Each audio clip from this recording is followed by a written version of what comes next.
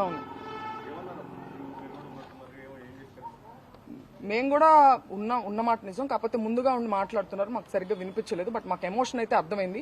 ఆయన చాలా ఇబ్బంది పడ్డారని, వారిని ఇబ్బంది పెట్టారని చెప్పి అర్థమవుతుంది. అంటే ఏంటంటే ఇప్పుడు మనం ఎంత మేధస్సు, ఎంత చదువు, ఎంత డబ్బు, ఎంత పలుకుబడి సంపాదించినా సరే ఇంకా మేము ఆటవికంగానే ఆలోచిస్తాము, ఫిజికల్ గా అబ్యూస్ చేస్తాము, మహిళల మీదకి వస్తాము, దాడులు చేస్తాము అనేటువంటి ఒక మార్గాన్ని ఎంచుకోవడం అనేది దురదృష్టం. గవర్నమెంటే ఎంచుకోవడం అనేది. ఆ రోజు మార్నింగ్ పూజ చేసుకుని వస్తూ ఉండగా కార్ పైన అటాక్ చేశారు. అక్కడ ఉన్న ఎస్ఐ రాంబాబు గారి పైన కేసు నమోదు చేశారు ఎస్ఐ ఆ విధులు కట్టండి.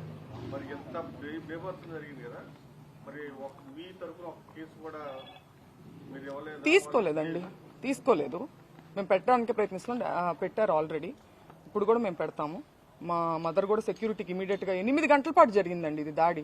అంటే ఏదో ఒక క్షణంలో వచ్చేసేసి దాడి చేస్తే వెంటనే పోలీసు వచ్చి కంట్రోల్లో తీసుకోలేకపోయారంటున్నా. తీసుకోలేదు, కావాల్సి తీసుకోలేదు. ఎందుకంటే 8 గంటల పాటు జరగదు కదండి. ఒక లా అండ్ ఆర్డర్ ఉన్న స్టేట్ లో ఎంత దూరం ఉంది ఇక్కడ నుంచి? డీజీపీ ఆఫీస్ కావచ్చు, లేకపోతే పోలీస్ బెటాలియన్ కావచ్చు, ఎంత దూరంలో ఉంది? వాళ్ళు కంట్రోల్ చేసుకోవాలంటే కంట్రోల్ చేయొచ్చు కదా. ఆ రోజు దాదాపు పోలీసులు కూడా ఇక్కడే ఉన్నారు.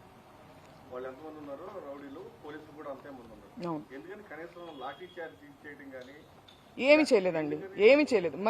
మేము వింటూనే ఉన్నాము. వాళ్ళ వెనకాలే ఫాలో అవుతా వస్తున్నారు, ఊరికే కంట్రోల్ చేస్తున్నట్టుగా యాక్షన్ చేస్తున్నారు.